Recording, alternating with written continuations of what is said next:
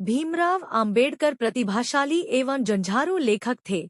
आम्बेडकर को पढ़ने में बहुत रुचि थी तथा वे लेखन में भी रुचि रखते थे।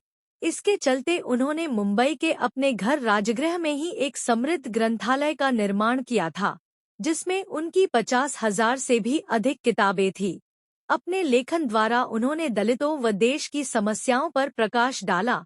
उन्होंने लिखे हुए महत्वपूर्ण ग्रंथों में annihilation of caste, the Buddha and his Dhamma, caste in India, who were the Shudras, riddles in Hinduism आदि शामिल हैं। 32 किताबें और मोनोग्राफ, 10 नापन, साक्ष्य और वक्तव्य, 10 अनुसंधान दस्तावेज, लेखों और पुस्तकों की समीक्षा एवं 10 प्रस्तावना और भविष्यवाणियां, इतनी सारी उनकी अंग्रेजी भाषा की रचनाएं हैं। 145 उन्हें 11 भाषाओं का ज्ञान था, जिसमें मराठी, अंग्रेजी, हिंदी, पाली, संस्कृत, गुजराती, जर्मन, फारसी, फ्रेंच, कन्नड़ और बंगाली ये भाषाएं शामिल है। आम्बेडकर ने अपने समकालीन सभी राजनेताओं की तुलना में सबसे अधिक लेखन किया है। उन्होंने अधिकांश लेखन अंग्रेजी में किया है।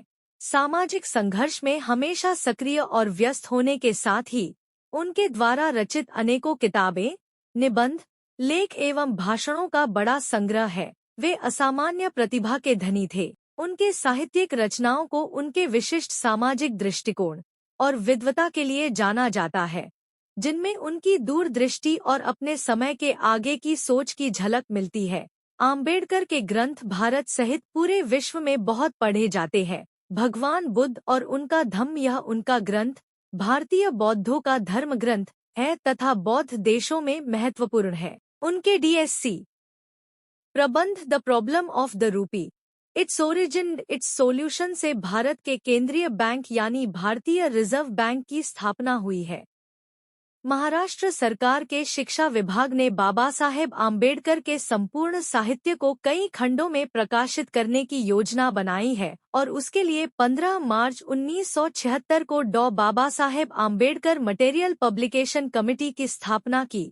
इसके अंतर्गत 2019 तक डॉ Baba Saheb Ambedkar writings and speeches नाम से 22 खंड अंग्रेजी भाषा में प्रकाशित किए जा चुके हैं और इनकी पृष्ठ संख्या 15,000 से भी अधिक है।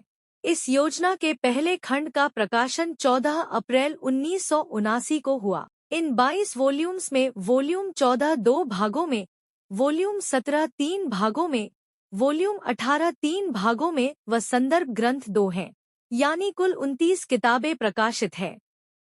1987 से उनका मराठी अनुवाद करने का काम ने शुरू किया गया है, किंतु ये अभी तक पूरा नहीं हुआ। डॉ Baba Saheb Ambedkar writings and speeches के खंडों के महत्व एवं लोकप्रियता को देखते हुए भारत सरकार के सामाजिक न्याय और अधिकारिता मंत्रालय के डॉ आम्बेडकर प्रतिष्ठान ने इस खंडों के हिंदी अनुवाद प्रकाशित करने की योजना बनाई और इस योजना के अंतर्गत अभी तक बाबा साहेब डॉ आम्बेडकर संपूर्ण वाङ्मय नाम से 21 खंड हिंदी भाषा में प्रकाशित किए जा चुके हैं।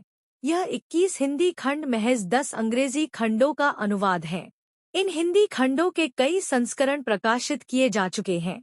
आम्बेडकर का संपूर्ण लेखन साहित्य महाराष्ट्र सरकार के पास है, जिसमें से उनका आधे से अधिक साहित्य अप्रकाशित है। उनका पूरा साहित्य अभी तक प्रकाशित नहीं किया गया है।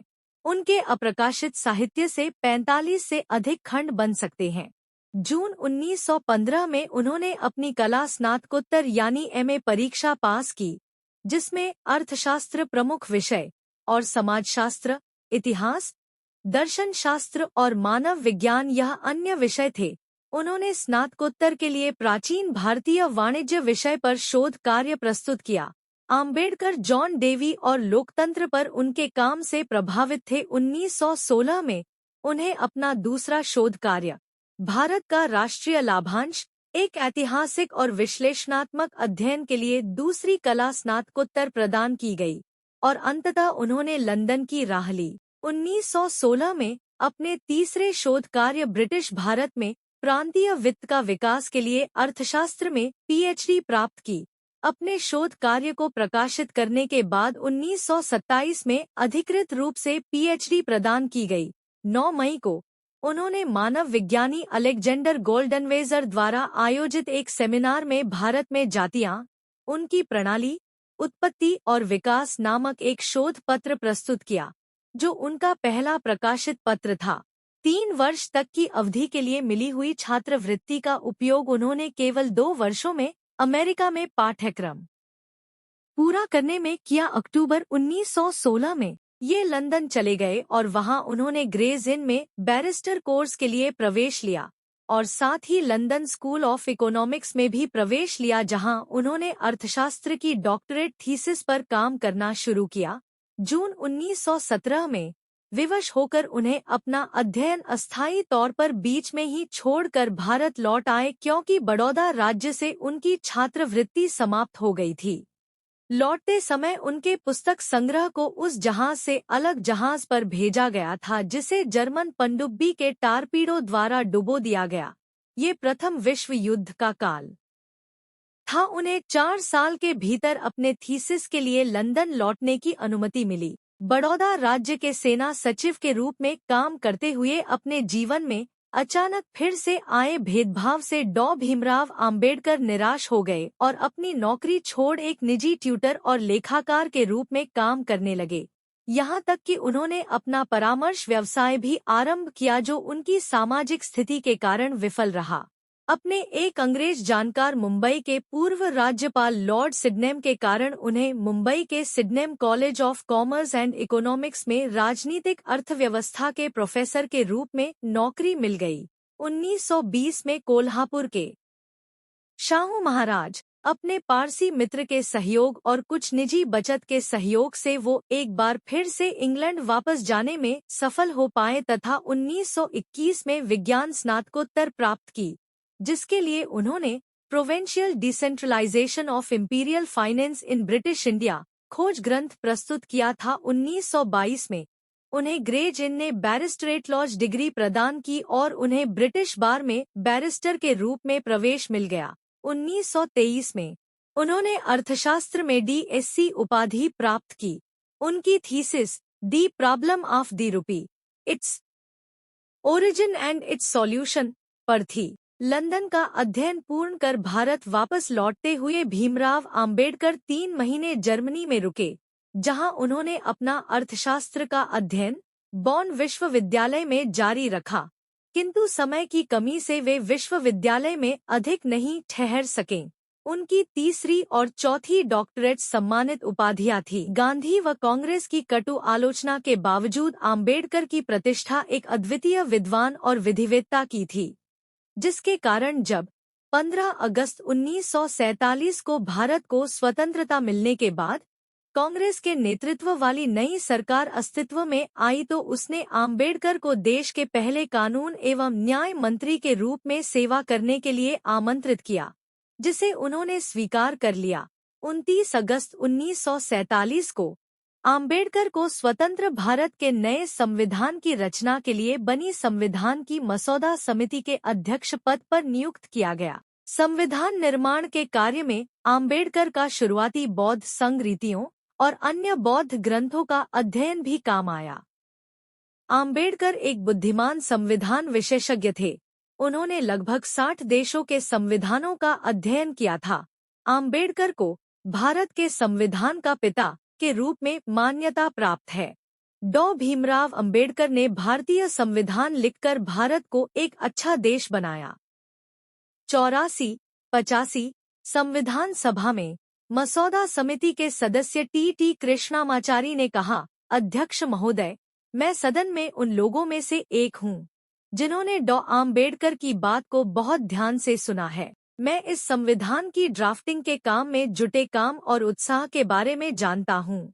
उसी समय मुझे यह महसूस होता है कि इस समय हमारे लिए जितना महत्वपूर्ण संविधान तैयार करने के उद्देश्य से ध्यान देना आवश्यक था, वह ड्राफ्टिंग कमेटी द्वारा नहीं दिया गया।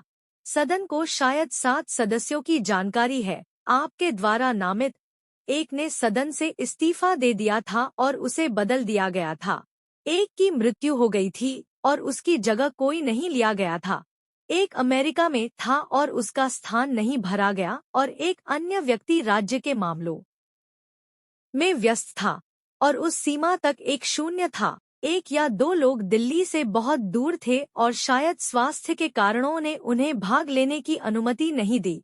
इसलिए अंततः यह हुआ कि इस संविधान का मसौदा तैयार करने का सारा भार डॉ आम्बेडकर पर पड़ा और मुझे कोई संदेह नहीं है कि हम उनके लिए आभारी हैं। इस कार्य को प्राप्त करने के बाद मैं ऐसा मानता हूं कि यह निस्संदेह सराहनीय है।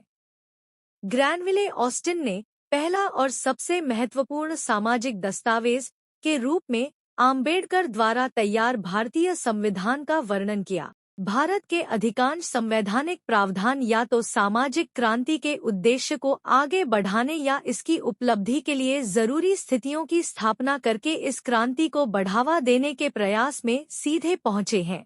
आम्बेडकर द्वारा तैयार किए गए संविधान के पाठ में व्यक्तिगत नागरिकों के लिए नागरिक स्वतंत्रता की एक विस्तृत श्रृंखला के लिए संवैधानिक गारंटी और सुरक्षा प्रदान की गई है, जिसमें धर्म की आज़ादी, छुआछूत को खत्म करना और भेदभाव के सभी रूपों का उल्लंघन करना शामिल है।